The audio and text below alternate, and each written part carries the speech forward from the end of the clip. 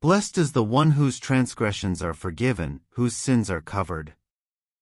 Blessed is the one whose sin the Lord does not count against them and in whose spirit is no deceit. When I kept silent, my bones wasted away through my groaning all day long. For day and night your hand was heavy on me, my strength was sapped as in the heat of summer. Then I acknowledged my sin to you and did not cover up my iniquity. I said, I will confess my transgressions to the Lord, and you forgave the guilt of my sin. Therefore let all the faithful pray to you while you may be found. Surely when the mighty waters rise, they will not reach them. You are my hiding place, you will protect me from trouble, you will surround me with songs of deliverance. I will instruct you and teach you in the way you should go, I will counsel you with my loving eye on you. Do not be like the horse or the mule, which have no understanding, they must be controlled with bit and bridle or they will not come to you. Many are the woes of the wicked, but the Lord's unfailing love surrounds the one who trusts in him. Rejoice in the Lord and be glad, you who are righteous, sing, all you who are upright in heart. Each verse of Psalm 32 is a pearl of wisdom that touches on deep aspects of the human experience and the relationship with the divine. Verse 1, Blessed is the one whose transgressions are forgiven, and whose sin is covered. This verse begins with a declaration of deep happiness. It is not a superficial happiness, but a state of profound contentment. Here, happiness comes from the release from the burden of sin. Sin covered does not mean hidden from God, but rather that God, in His grace, chooses not to see it anymore, to remove it as if it had never happened. It is the annulment of guilt, divine absolution. Verse 2, Blessed is the one whose sin the Lord does not count against them and in whose spirit is no deceit. The theme of blessedness continues, adding the idea that God does not impute guilt. This means that the repentant sinner is no longer considered guilty in God's eyes. The phrase in whose spirit is no deceit is crucial. It speaks of a radical sincerity in confession. It is not a forced confession, but a genuine recognition of error, without trying to justify oneself or hide parts of the truth. It is the inner integrity that accompanies true repentance.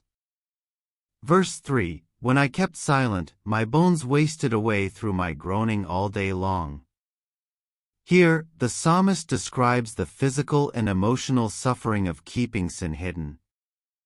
The metaphor of a bones wasting away and a constant groaning illustrates the profound exhaustion that unconfessed guilt causes. The burden of the secret, the shame, and the fear of discovery erode the person from within, leading to a decline in health, both physical and mental. It is the somatization of spiritual anguish. Verse 4, For day and night your hand was heavy on me, my strength was sapped as in the heat of summer. This verse deepens the description of anguish. God's a heavy hand is not arbitrary punishment, but the weight of conscience, the feeling of separation from God, which affects all areas of life. The heat of summer metaphorizes the loss of vitality, energy, joy. Life becomes arid, without purpose or freshness, because the source of life, which is communion with God, is blocked by guilt. Verse 5, Then I acknowledged my sin to you, and did not cover up my iniquity. I said, I will confess my transgressions to the Lord, and you forgave the guilt of my sin. The act of confession is the turning point. The psalmist decides to stop hiding and, voluntarily, exposes his sin to God. There is a duality here, confession to God and confession to oneself, the recognition of one's own failure. God's response is immediate and categorical, and you forgave. The removal of guilt is instant and complete, bringing relief and renewal. Verse 6, Therefore let all the faithful pray to you while you may be found, surely when the mighty waters rise, they will not reach them. With the experience of forgiveness, the the psalmist now urges others to seek God. And while you may be found, it suggests the urgency of seeking forgiveness before the consequences of sin become overwhelming, like mighty waters that could drown. It is wise advice: do not wait for the situation to worsen, seek God while He reveals Himself and is accessible to forgive. Preventive confession avoids major disasters. Verse 7, You are my hiding place, you will protect me from trouble, you will surround me with songs of deliverance. This verse describes the psalmist's new reality after confession. God becomes a safe refuge, a hiding place from the storms of life and the consequences of sin. Anguish is replaced by His songs of deliverance. Sadness gives way to celebration, lament to gratitude. It is the manifestation of inner peace and joy that accompany forgiveness and the restoration of the relationship with God. Verse 8, I will instruct you and teach you in the way you should go, I will counsel you with my loving eye on you. Here, the voice shifts to God's, speaking directly to the psalmist and to us. God promises not only to forgive, but also to guide.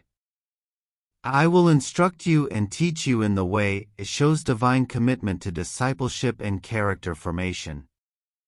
God offers direction and counsel, with loving and constant attention, with my loving eye on you. It is the promise of personal and infallible divine guidance, preventing future falls. Verse 9, Do not be like the horse or the mule, which have no understanding, they must be controlled with bit and bridle or they will not come to you. This is a warning. God warns us not to be like irrational animals who need to be controlled by force.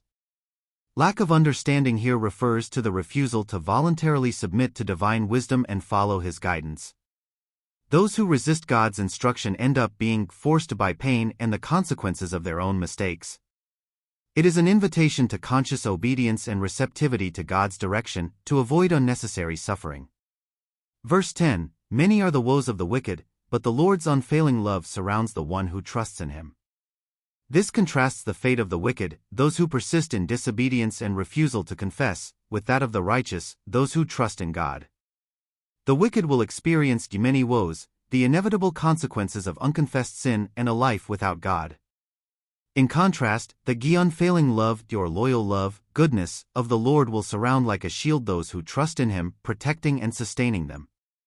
Verse 11, Rejoice in the Lord and be glad, you who are righteous, sing, all you who are upright in heart.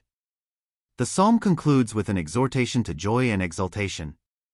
After the journey from anguish to freedom, the psalmist invites all who have experienced forgiveness and uprightness of heart to celebrate in the Lord. It is a call to gratitude and the outward manifestation of inner peace, an echo of the initial blessedness, now lived in fullness and shared in community. In this sacred moment, I invite you to close your eyes, breathe deeply, and allow a serene presence to settle in your hearts. Let go of worries, the distractions of the outside world. Feel the quietness embrace every thought, every emotion. Now, imagine a burden, a weight on your shoulders, something you might have been secretly carrying, a flaw, a mistake, a decision that causes pain or shame. Do not try to suppress this feeling, just acknowledge it. Visualize this burden, no matter how heavy or insignificant it seems. It is there. Feel how this burden affects your body, perhaps tension in your shoulders, a tightness in your chest, a lump in your throat, an inexplicable tiredness that drains your energy. This is the silent voice of what is hidden, the physical manifestation of what needs to be released. At this moment, turn your heart to the divine, to the source of all love and forgiveness. There is no judgment, only welcome. Open the door of your heart, even if reluctantly. There is an infinite presence of goodness waiting to receive every part of you. And with the voice of your heart, or in a whisper, or in a silent cry, release this burden. Say, Lord, Creator of my soul, before you I bow in humility and truth. My soul has cried out in silence, and my heart has carried burdens I can barely bear. I confess to you now, with sincerity, the mistakes I made, the ways I strayed, the words I spoke in moments of weakness, and even the thoughts that kept me captive. I acknowledge my iniquity, and I no longer wish to conceal anything before you. I surrender to you this burden, mentally mention or whisper what it is, which has weighed heavily on me, consuming my joy and my strength. I feel the weariness in my bones, the dryness in my soul, a result of trying to carry alone what only you can alleviate. Father of infinite mercy, I cry out for your regenerating forgiveness, for your restoring grace. Free me from the chains of guilt, shame and fear. Wash me with your purifying love. I ask that your hand, which once weighed on my conscience, now extend to lift me up and embrace me in your peace. Help me to fully believe that, upon confession, you truly forgive, removing iniquity and no longer counting guilt against me. May your truth fill the void that secrecy and anguish created. May my spirit, once deceitful or hesitant, now be a temple of sincerity and transparency before you. May I feel, in this instant, the relief that only your forgiveness can grant. Transform my groaning into songs of deliverance, my anguish into joy. Be my hiding place, my safe refuge in all storms. Guide me, Lord, with your wisdom, teaching me the path I should follow. May your eyes be upon me, guiding my steps so I do not stray. May I not be like the horse or the mule, who need to be forced, but may my heart be willing and obedient to your gentle, soft voice. Empower me to fully trust in you, knowing that your unfailing love will surround me and protect me from all pains. Fill me with your joy and rejoicing, so that I may exult in you with an upright heart. May my life be a testimony of your power to forgive and restore. Amen. Breathe deeply again. Feel the relief. Feel the lightness. If this prayer touched your heart and you feel the divine presence in this moment of liberation, type Amen as a sign of your faith in God. Allow this new lightness to permeate your entire being. You are forgiven, you are loved, you are free. I pray that all the blessings contained in this prayer are now upon you in the name of Jesus. The flight of a prophet, the story of Jonah and Psalm 32. Among the prophets of Israel, few had an experience as dramatic and revealing as Jonah. He was a man called by God for a specific mission, to go to the great city of Nineveh, the capital of Assyria, and preach against its wickedness. Nineveh was the cradle of a feared and cruel empire, an enemy of Israel. And this is where Jonah's internal conflict begins. Jonah's internal conflict was not about his ability to preach, but about his own heart. He knew that God was a compassionate and gracious, slow to anger, abounding in love and faithfulness, and who relents from sending calamity. And that was exactly what terrified him. Jonah did not want God to forgive Nineveh. He ardently wished for the city to pay for its sins, to experience divine wrath, not his grace.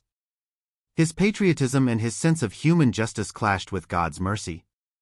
How could he, a prophet of Israel, be an instrument of salvation for his enemies? With this storm in his soul, Jonah made a drastic decision.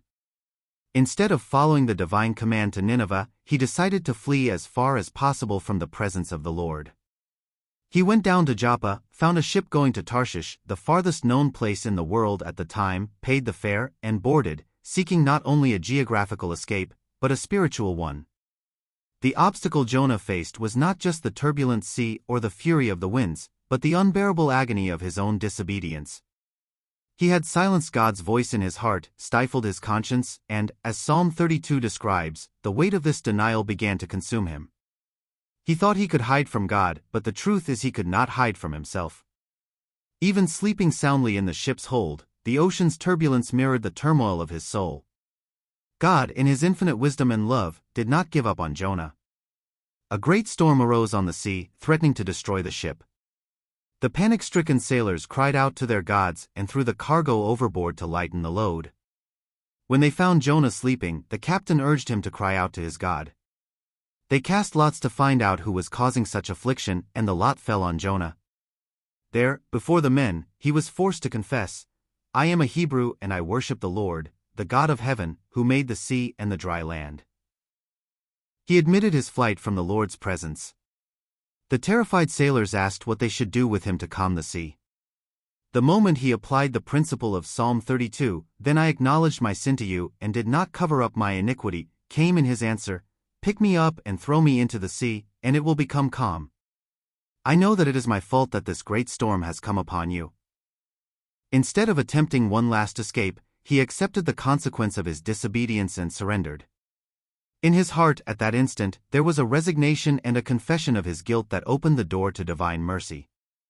The resolution that followed is one of the most impressive demonstrations of God's power. As soon as Jonah was thrown into the sea, the fury of the storm ceased. And to preserve his prophet's life, the Lord provided a great fish to swallow Jonah. There, in the depths of the abyss, inside the belly of the fish, Jonah spent 3 days and 3 nights. This was his hiding place, not from God, but from the world, a place of isolation and forced reflection. It was in this improbable place that Jonah's deep confession and genuine repentance fully manifested. Far from any possibility of escape or dissimulation, he cried out to the Lord in prayer. He acknowledged his iniquity and cried out for salvation, remembering that salvation comes from the Lord. His prayer from inside the fish is a lament and a cry of faith, culminating in the certainty that God would hear him and deliver him. And God heard. The resolution came when the Lord commanded the fish, and it vomited Jonah onto dry land. The relief from anguish, the restoration of vitality, the songs of deliverance, were the direct consequence of his confession and divine forgiveness. Jonah, who had previously experienced dryness of soul and the heavy hand of God upon him, now felt the breeze of freedom. He finally obeyed the initial command and went to Nineveh, preaching with the authority that had been restored to him. And to his initial surprise and displeasure, Nineveh repented and was spared. The story of Jonah shows us that there is no place we can flee from God's presence, and that the weight of disobedience and guilt, when silenced, consumes us. But when there is sincere confession and humble surrender, God, in His infinite mercy, finds us even in the depths of despair, delivers us, and restores us to fulfill His purposes. It is living proof that the Lord is our refuge, who protects us from anguish and surrounds us with songs of deliverance. The great message that Psalm 32, exemplified by Jonah's journey, wants to convey is that true happiness and inner peace are not found in hiding our mistakes, nor in trying to escape responsibility, but in the courage to confess them and in the grace of receiving forgiveness. This psalm teaches us that the silence of guilt is a prison that consumes us, but the voice of confession is the key to freedom. God not only forgives, He also guides and protects us, transforming our laments into celebration. He invites us to a life of honesty and trust, where His unfailing love surrounds us like a shield. This psalm talks about the power of letting go of what binds us, of abandoning the illusion of control, and of surrendering to the One who sees all, forgives all, and restores all. It is a reminder that we do not need to live with the weight of guilt, for there is a path of liberation available to all of us. How does this story of Jonah and Psalm 32 connect with something you have experienced? Have you ever felt the relief of surrendering and confessing even when all seemed lost? Share in the comments. Your experience can be a beacon for someone still in darkness. If this prayer touched your heart and you feel the divine presence in this moment of liberation, type Amen as a sign of your faith in God. I pray that all the blessings contained in this prayer are now upon you in the name of Jesus. And if you need a special prayer, feel free to let us know in the comments. We would be honored to pray for you. Your participation is very important to us. If you liked this content, please consider liking this video, subscribing to the channel so you do not miss the next videos, and sharing it with someone who might be blessed by this message. Your help allows us to reach more hearts. May the grace and peace of our Lord Jesus Christ always be with you.